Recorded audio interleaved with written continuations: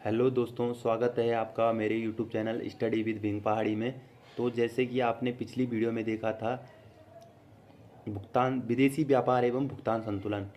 तो अगला टॉपिक है यहाँ पर निर्धनता एवं बेरोजगारी, जो कि सिलेबस में भी दिया गया है यूके के। तो निर्धनता, पॉवर्टी से तात्पर्य ऐसी स्थिति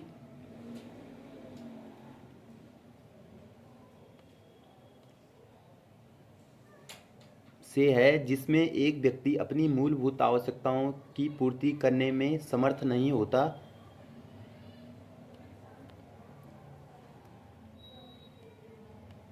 प्रसिद्ध अर्थशास्त्री अमर्त्य सेन द्वारा वास्तविक गरीबी की संकल्पना दी गई। उनके अनुसार गरीबी को दूर करने में मौद्रिक आय की महत्वपूर्ण भूमिका होती है। अमर्त्य सेन के अनुसार गरीबी प्राय क्षमताओं का अभाव है।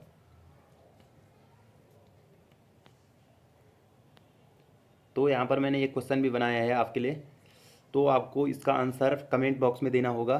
निम्न में भारत की निर्धनता श्रेणी में शामिल नहीं है। तो क्वेश्चन बन जाएगा यहाँ पर कि कौन सा इसमें निर्धनता की श्रेणी में शामिल नहीं। तो पहला ऑप्शन है चिरकालिक निर्धन, कभी निर्धन नहीं, अल्पकालिक निर्धन, मौसमी निर्धन। तो इसका आंसर आपको कमेंट बॉक्स में देना है और उसके बाद मैं पिन भी कर दूंगा वहाँ पर सही आंसर को। आगे बढ़ते हैं दोस्तों। निर्धनता के प्रकार। निर्धनता दो टाइप की निरपेक्ष हो गई है, यहाँ पर सापेक्ष निर्धन गरीबी हो गई। निरपेक्ष निर्धनता, ऐसे व्यक्ति जो निर्धनता से नीचे जीवन व्यतीत कर रहे हैं वह निरपेक्ष निर्धन की श्रेणी में आते हैं। इनका अनुमान प्रति व्यक्ति उपभोग की जाने वाली न्यूनतम कैलोरी की मात्रा द्वारा लगाया जाता है।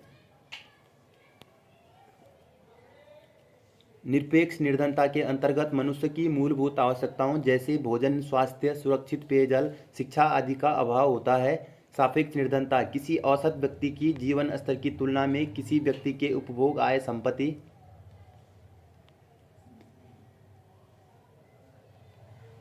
के अभाव को सापेक्ष निर्धनता कहा जाता है। सापेक्ष निर्धनता की व्याख्या देश के अंदर आय में पाई जाने वाली असमानता के रूप में की जा सकती है। भारत में निर्धनता का अनुमान। स्वतंत्रता पूर्व गरीबी का अनुमान सर्वप्रथम दादा भाई नौरोजी ने अपनी पुस्तक poverty and un British rule in India में दर्ज किया था। यह वर्ष 1867 से 68 ईस्वी के आधार पर 16 से 35 थी।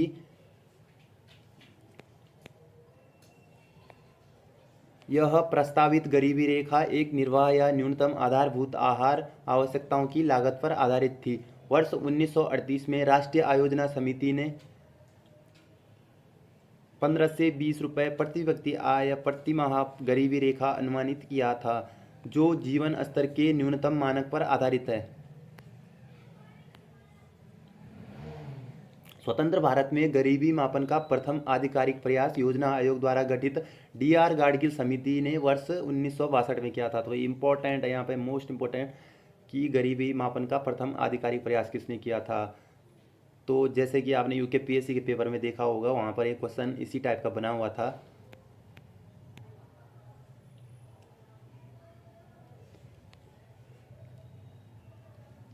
वर्ष 1971 में राष्ट्रीय नमूना सर्वेक्षण कार्यालय एनएसएसओ के आंकड़ों के आधार पर पहली बार वैज्ञानिक विधि से गरीबी रेखा का निर्धारण नीलकांत दांडेकर तथा एन रथ ने किया था। इस फॉर्मूले के आधार पर 2250 कैलोरी प्रतिदिन उपभोग को गरीबी रेखा माना गया। तो यहाँ पर नीलकांत दांडेकर तथा एन एस रथ ने जो यहाँ पर जो दिया था यहाँ पर इसका ये दिए, तो के पेपर में देखा होगा, यहाँ से एक क्वेश्चन भी उठा था शायद, जो जिसमें ऑप्शन था ये दांडेकर और अनरेथ वाला। तो इस फॉर्मूले के आधार पर 2250 कैलोरी प्रतिदिन उपभोग को गरीबी रेखा माना गया था। आगे बढ़ते हैं। वर्ष 1976 में वाई के अलग की अध्यक्षता में योजना आयोग द्वारा गठित कार्यदल ने आधार वर्ष 1973-74 का उपभोग व्यय के आधार पर ग्रामीण क्षेत्रों में 2400 कैलोरी प्रतिदिन से कम उपभोग करने वाले व्यक्ति को गरीब माना गया। निर्धनता विषयक आधिकारिक आंकड़े नीति आयोग उपलब्ध कराता है। तो क्वेश्चन बन जाएगा यहाँ पर कि निर्धनता विषयक आधिकारिक आंकड़े कौन प्रस्तुत करता है, तो ये कराता है यहाँ पर नीति आयोग। यह आंकड़े एनएसओ द्वारा उपभोग व्यय के आधार पर आंकलित किए जाते हैं।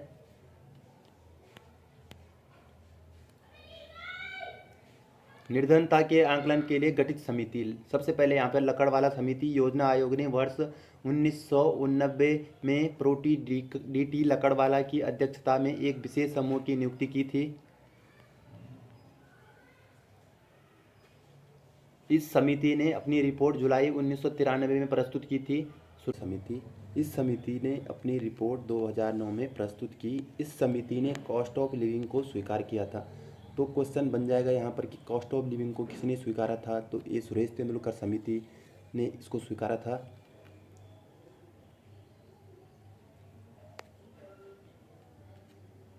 इस समिति द्वारा मासिक प्रति व्यक्ति व्यय ग्रामीण क्षेत्र में 816 तथा शहरी क्षेत्र में 1000 है।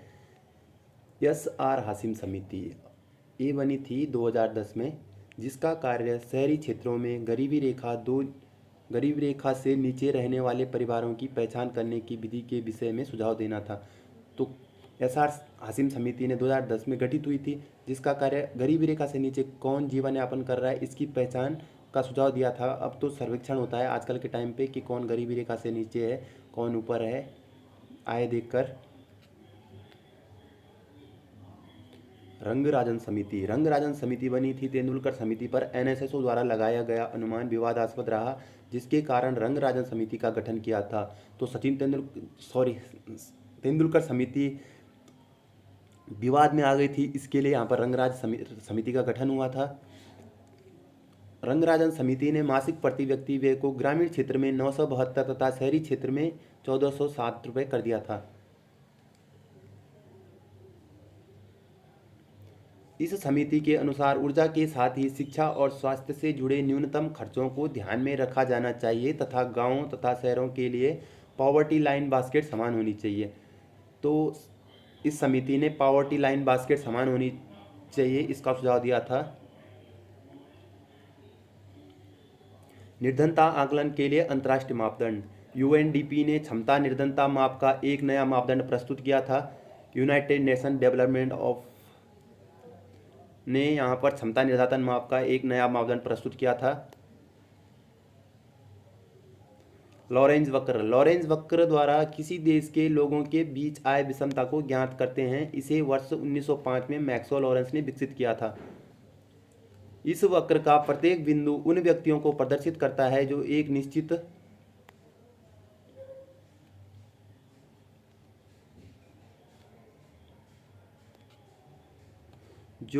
निश्चित आय के प्रतिशत के नीचे होते हैं। अब दूसरा है यहाँ पर गिनी गुणांक को वर्ष 1912 में इटालियन सांख्यिकीविद कॉरेडो गिनी ने विकसित किया। यह लॉरेंज वक्र के क्षेत्रफल के अनुपात को प्रदर्शित करता है, नीचे के क्षेत्रफल के अनुपात को प्रदर्शित करता है। इसका मान 0 से 1 के बीच में होता है।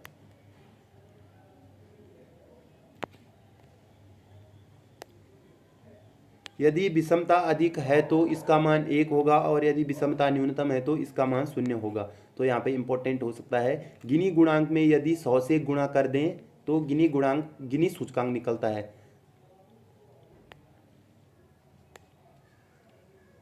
लॉरेंज वक्र तथा गिनी गुणांक आय की विषमता की माप से संबंधित है। तो जैसे यहाँ पर क्वेश्चन ऐसे बन जाएगा कि लॉरेंज वक्र तथा गिनी गुणांक किससे संबंधित है, तो ये विषमता की माप करते हैं लॉरेंज वक्र और गिनी गुणांक। इंपॉर्टेंट बिल्कुल। गिनी गुणांक का आकलन निम्न सूत्र द्वारा किया जाता है। तो ये सूत्र दिया है यहाँ पर, आदर्श आय वितरण रेखा और लॉरेंज वक्र का क्षेत्रफल बटे आदर्श आय वितरण रेखा के बीच। अब आगे बढ़ते हैं यहाँ पर बेरोजगारी के प्रकार। तो बेरोजगारी के बहुत से प्रकार हैं यहाँ पर। ग्रामीण बेरोजगारी हो गई, जैसे भारत में ग्रामीण क्षेत्रों में मौसमी और प्रच्छन्न बेरोजगारी पाई जाती है, जो ग्रामीण क्षेत्र हैं। मौसमी बेरोजगारी, यह बेरोजगारी तब होती है जब वर्ष के कुछ महीनों में रोजगार प्राप्त नहीं कर पाते हैं, तो इसको मौसमी बेरोजगारी करते हैं। जैसे कुछ महीनों में काम कर लिया, कुछ महीनों में ऐसे बेरोजगार बैठे रहेंगे, तो इसके लिए मौसमी बेरोजगारी कहते हैं।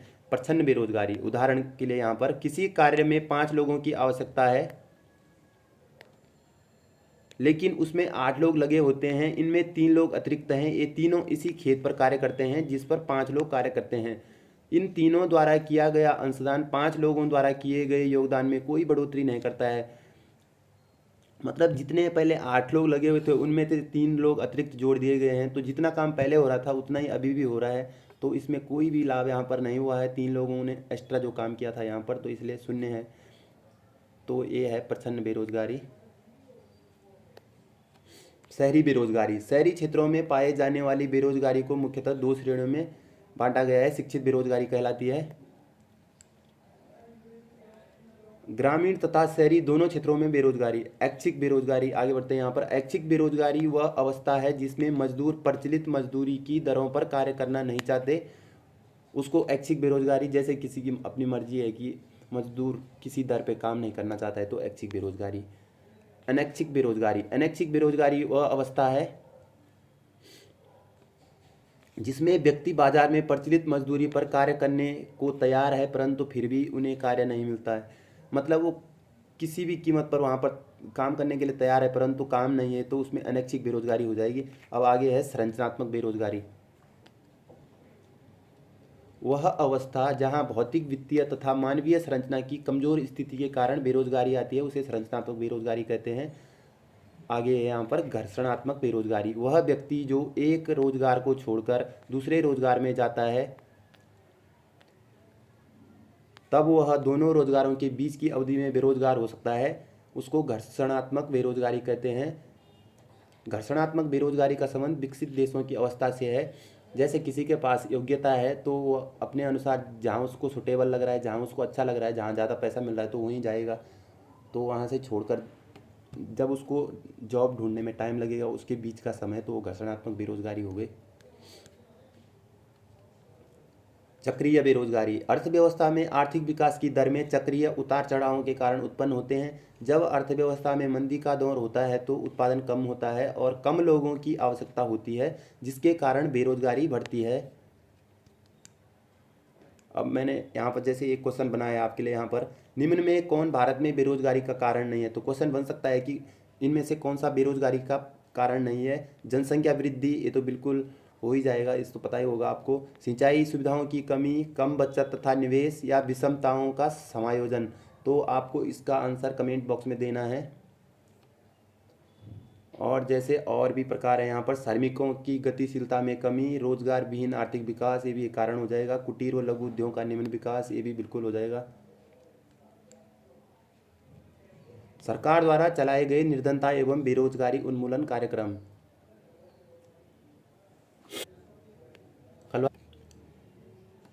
अर्थव्यवस्था को सुधारने के लिए, एक सेकेंड, सुधारने के लिए 20 लाख करोड़ के राहत पैकेज का ऐलान किया था। यह योजना लोकल फॉर वोकल को बढ़ावा देगी। तो यहाँ पर क्वेश्चन बन सकता है कि कौन सी योजना लोकल फॉर वोकल को बढ़ावा देती है। तो ये है यहाँ पर आत्मनिर्भर भारत वाली। 2 चरणों में लागू। प्रथम चरण, इसमें चिकित्सा, वस्त्र, इलेक्ट्रॉनिक, प्लास्टिक, खिलौने जैसे क्षेत्रों को प्रोत्साहित किया जाएगा।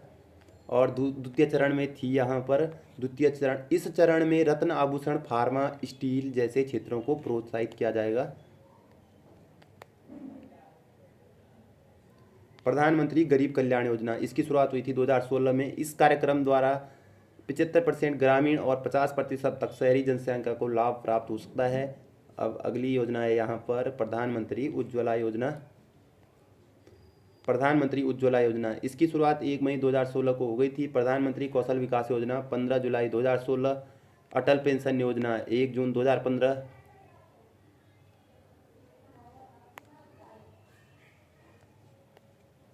तो ज़्यादा डिस्कशन नहीं करते हैं यहाँ पर, वीडियो ज़्यादा लंबी हो जाएगी। अगली है यहाँ पर दीनदयाल उपाध्याय कौशल योजना, इसकी शुरुआत हो गई थी 2014 में। इस योजना के माध्यम से खुदरा आतिथ्य, स्वास्थ्य, निर्माण, ऑटोमोबाइल, बिजली आदि व्यवसायों में अनेक कौशल प्रशिक्षण कार्यक्रमों के लिए वित्त पोषण किया जाता है। प्रधानमंत्री जनधन योजना 28 अगस्त 2014, 3.2 करोड़ बैंक खाते खोले गए। ग्रामीण आजीविका मिशन 2011, इसकी शुरुआत 2011 को हो गई थी। ग्रामीण विकास मंत्रालय द्वारा इसकी शुरुआत की गई थी। तो यहाँ पर क्वेश्चन बन जाएगा कि ग्रामीण आजीविका मिशन की शुरुआत किस मंत्रालय द्वारा की गई थी। तो ये ग्रामीण विकास मंत्रालय के द्वारा शुरू की गई थी। इस योजना का उद्देश्य वर्ष 2024-25 तक सभी ग्रामीण परिवारों को संगठित करना। ग्रामीण क्षेत्रों में इसकी शुरुआत 3 जून 2011 से हो गई थी। राजस्थान के बांसवाड़ा जिले से। तो ये मोस्ट इंपॉर्टेंट है, यहाँ पर कहाँ से शुरुआत हुई थी, बांसवाड़ा जिले से इसकी शुरुआत हो गई थी। महात्मा गांधी राष्ट्रीय ग्रामीण रोजगार अधिनियम 2005, तो ये तो सबको पता ही होगा आपको कि मनरेगा की शुरुआत कब हुई थी, ये हुई थी 2005 में। राष्ट्रीय काम के बदले अनाज कार्यक्रम 2004, तो प्रीवियस ईयर में बन चुका है क्वेश्चन कि काम के बदले अनाज कार्यक्रम की शुरुआत कब हुई थी। ये 104 जिलों में लागू किया गया था। तो ऐसे क्वेश्चन बन जाएगा कि कितने जिलों में लागू है, तो 104 जिलों में भारत के। प्रधानमंत्री ग्रामोदय योजना, इसकी शुरुआत हो गई थी 2000 में। स्वर्ण जयंती ग्राम स्वरोजगार योजना 1999 में इसकी शुरुआत हो गई थी। इस कार्यक्रम का उद्देश्य सहायता प्राप्त निर्धन परिवारों को स्वयं सहायता समूह में संगठित कर बैंक ऋण और सरकारी सहायकी के संयोजन द्वारा निर्धनता रेखा से ऊपर लाना है। तो इसका मेन काम हो जाएगा यहाँ पर कि बीपीएल वालों को ऊपर लाना, जो बीपीएल में है उनको एपीएल में लाना है। ग्रामीण रोजगार सृजन कार्यक्रम, इसकी शुरुआत 1995 में हो गई थी। जब आप बीपीएल पंचवर्षीय योजना, 10वीं पंचवर्षीय योजना में इस कार्यक्रम के अंतर्गत 25 लाख नए रोजगार के अवसर सृजित करने का लक्ष्य रखा गया है। इस योजना के माध्यम से उन्हें लघु व्यवसाय और उद्योग स्थापित करने में सहायता दी जाती है। प्रधानमंत्री रोजगार योजना, यह योजना वर्ष 1993 में आरंभ की गई थी। इस कार्यक्रम का उद्देश्य ग्रामीण क्षेत्रों और छोटे शहरों में शिक्षित बेरोजगार युवाओं के लिए स्वरोजगार के अवसर सृजित करना है। ग्रामीण विकास मंत्रालय, वर्ष 1974 में कृषि और खाद्य मंत्रालय के अंतर्गत एक खंड के रूप में ग्रामीण विकास विभाग की स्थापना की गई थी और वर्ष 1979 में ग्रामीण पुनर्निर्माण मंत्रालय के नाम से इसे एक मंत्रालय का दर्जा मिला था। जो ग्रामीण विकास मंत्रालय है उसको मंत्रालय का दर्जा कब मिला था, तो 1979 को। जनवरी 1982 में इसका नाम ग्रामीण विकास मंत्रालय रखा गया था। तो 1982 में इसका नाम ग्रामीण विकास मंत्रालय रखा गया था। ग्रामीण विकास के प्रमुख मुद्दे, जैसे कि यहाँ पर ग्रामीण विकास से जुड़े हुए मुद्दे थे, तो यहाँ से भी क्वेश्चन बन सकता है। ग्रामीण साख की चुनौती, ग्रामीण विपणन की चुनौती, सहकारिताओं की भूमिका, कृषि विविधीकरण, धारणीय एवं जैविक खेती। ग्रामीण विपणन वह प्रक्रिया है जिससे देश भर में उत्पादित कृषि पदार्थों का संग्रह, भंडारण, प्रसंस्करण, परिवहन, पैकिंग, वर्गीकरण और वितरण आदि किया जाता है। तो ये ग्रामीण विपणन से जुड़ी हुई प्रक्रिया है। कुशल विपणन प्रणाली निम्न लक्ष्यों की प्राप्ति हेतु सहायक होती है। जैसे कि यहाँ पर बाजार प्रणाली सुव्यवस्थित होने पर किसान अपने उत्पादन को अधिक मात्रा में बाजार में बेचना चाहेंगे। मध्यस्थ का न होना, जिससे उत्पादक को अपने उत्पाद का उचित मूल्य मिल सके। उपभोक्ता द्वारा दी गई कीमत तथा किसानों को मिलने वाली कीमत में कम अंतर होना। कृषि से संबंधित पूंजीगत वस्तुएं उचित मूल्य पर उपलब्ध होना। उपभोक्ताओं तक कृषि उत्पाद अच्छी गुणवत्ता में पहुंचने चाहिए। अगला है यहाँ पर कृषि विविधीकरण। इसके दो पहलू हैं, फसलों के उत्पादन की प्रणाली में परिवर्तन, श्रम शक्ति को खेती से हटाकर अन्य संबंधित कार्य, पशुपालन, मत्स्य, डेयरी, मुर्गा पालन इत्यादि और गैर कृषि क्षेत्रों में लगाना। इसके दो पहलू हैं, यहाँ पर क्वेश्चन बन सकता है। यहाँ पर कृषि विविधीकरण के दो पहलू इनमें से कौन कौन है, तो ये दोनों हो जाएंगे। यहाँ पर आजकल जैसे क्वेश्चन बन ही रहे हैं एलिमिनेट करने वाले, तो वहाँ पर एक चीज़ें हो जाएगी। सहकारिताओं की भूमिका, सबके विकास, लाभ तथा साझे उद्देश्य की प्राप्ति के लिए साथ मिलकर कार्य करना सहकारिता कहलाता है। तो इस सहकारिता की डेफिनेशन है, यहाँ पर पूछा जाएगा कि सहकारिता क्या चीज़ है। तो सहकारी समितियों को दो भागों में बांटा जाता है।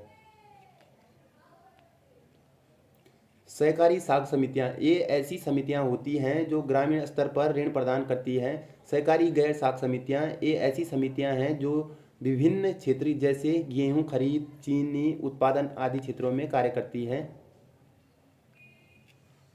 ये भी आया था एक बार कि सहकारी समितियों को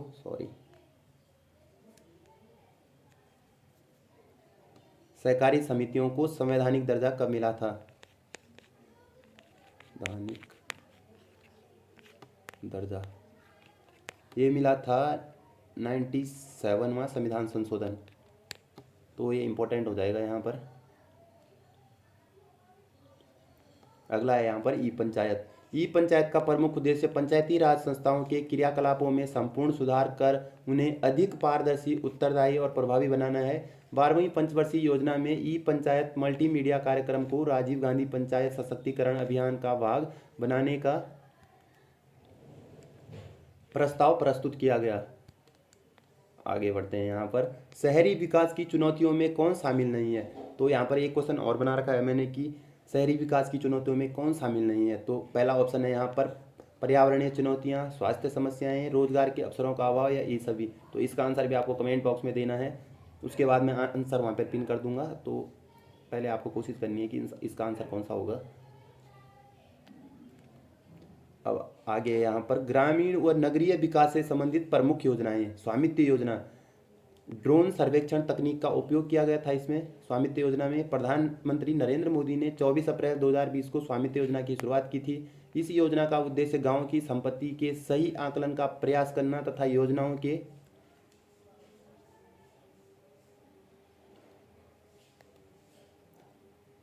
सही आकलन इस योजना का उद्देश्य गांव की संपत्ति के सही आकलन का प्रयास करना तथा योजनाओं के क्रियान्वयन को अधिक प्रभावी बनाना है।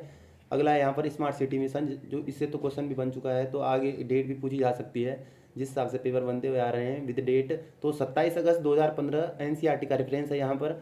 100 चयनित शहरों को स्मार्ट सिटी, सर्वाधिक यूपी के 12 शहर हैं। तो क्वेश्चन बन जाएगा कि सबसे ज़्यादा शहर स्मार्ट सिटी में किसके हैं? तो यूपी के हैं, तो बड़ा स्टेट भी है तो होना भी लाजमी है। सबके लिए आवास योजना 25 जून 2015। उद्देश्य शहरी क्षेत्रों में रहने वाले गरीबों के लिए 2 करोड़ मकानों का निर्माण किया जाना है। जो सबके लिए आवास योजना है तो उसके तहत 2 करोड़ मकानों का निर्माण किया जाना है। अगली योजना है यहाँ पर अमृत योजना। इसकी शुरुआत हो गई थी 2015 में। इसका उद्देश्य शहरों का कायाकल्प करना है। इसके अंतर्गत शहर के प्रत्येक परिवार को नल का पानी, सीवर कनेक्शन तथा विद्युत सुविधा प्रदान करने का लक्ष्य है और 500 शहरों हेतु ये योजना है। तो ज़्यादातर क्वेश्चन तो यहाँ पर उद्देश्य से ही बनते हैं, जैसे कि योजनाओं के उद्देश्य हो गया, जैसे डेट हो गया, सन। राष्ट्रीय विरासत शहर विकास एवं संवर्धन योजना हृदय, तो इसका शॉर्ट नेम है हृदय यहाँ पर, राष्ट्रीय विरासत शहर विकास एवं संवर्धन योजना। इस योजना का प्रारंभ 21 जनवरी 2015 को केंद्र आवासन और शहरी कार्य मंत्रालय ने किया है और इसका उद्देश्य देश की समृद्ध सांस्कृतिक विरासत को संरक्षित करना है। 12 शहरों का चयन इसमें भी हुआ है। प्रधानमंत्री आवास योजना, सॉरी तो दोबारा नहीं, प्रधानमंत्री आवास योजना ये मोस्ट इंपोर्टेंट हो जाएगी यहाँ पर। वर्ष 2015 में इंदिरा आवास योजना का पुनर्गठन करके इसका नाम प्रधानमंत्री आवास योजना कर दिया गया था। तो पहले इसका नाम इंदिरा आवास योजना था, तो आपने गांव में मकान भी देखे होंगे, इंदिरा आवास का टैग लगा रहता था पहले, मतलब जो बीपीएल परिवार से बिलोंग करते हैं तो वहाँ पर इंदिरा गांधी आवास योजना चलती थी पहले, तो अब इसका नाम प्रधानमंत्री आवास योजना हो गया है। उद्देश्य 2022 तक गरीबी रेखा से नीचे जीवन यापन करने वालों को घर प्रदान करना। संसद आदर्श योजना, आदर्श ग्राम योजना, यह योजना 11 अक्टूबर 2014 जयप्रकाश नारायण की जयंती पर प्रस्तुत की गई। उद्देश्य सांसद और विधायक अपने अपने निर्वाचन क्षेत्र से एक एक गांव को चुनेंगे और उसके विकास में अपनी महत्वपूर्ण भूमिका निभाएंगे। तो ये मोस्ट इंपोर्टेंट हो जाएगा यहाँ पर, सांसद आदर्श ग्राम योजना किससे संबंधित है? प्रधानमंत्री आदर्श ग्राम योजना 2010 गंगानगर राजस्थान से इसकी शुरुआत भी हुई थी। उद्देश्य, इस योजना का उद्देश्य उन गांवों का चयन करना जिनकी आधी जनसंख्या अनुसूचित जनजाति की है। तो ये भी मोस्ट हो जाएगा यहाँ पर। हर घर जल योजना, इसकी शुरुआत 2020 से हुई थी। 22 नवंबर 2020 से प्रारंभ।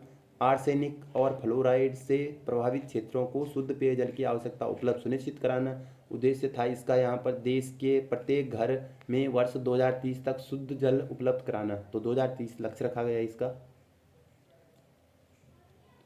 अटल भूजल योजना, इसकी शुरुआत 2019 में हुई। राष्ट्रीय ग्रामीण पेयजल कार्यक्रम, इसकी शुरुआत 2009 में पेयजल एवं स्वच्छता मंत्रालय द्वारा संचालित राष्ट्रीय जल गुणवत्ता उप मिशन के अंतर्गत फ्लोराइड और आर्सेनिक से प्रभावित लोगों को लाभ पहुंचाया जाएगा। प्रधानमंत्री ग्रामीण जल संवर्धन योजना, इसकी शुरुआत 15 अगस्त 2002 को हुई। अभावग्रस्त ग्रामीण क्षेत्रों में 1 लाख हैंडपंप लगाना इसका प्रमुख उद्देश्य था। तो आज की वीडियो को इतना ही रखते हैं दोस्तों, ज़्यादा लंबी हो जाएगी वीडियो, फिर अगली वीडियो में देखेंगे आगे के जितने भी टॉपिक हैं। तो आगामी एग्ज़ाम जैसे आबकारी हो गया, एसआई हो गया, एआरओ हो गया, तो उनके लिए कंटेंट उठाने की तैयारी चल रही है। यहाँ पर एनसीईआरटी से मैंने नोट्स तैयार किए हैं, तो आपको ध्यान से पढ़ना है और रिवाइज करते हुए चलना है, तभी आप आंसर निकाल सकते हो यहाँ पर। Thank you, thanks for watching this video. मिलते हैं किसी नए टॉपिक के साथ अगली वीडियो में। धन्यवाद।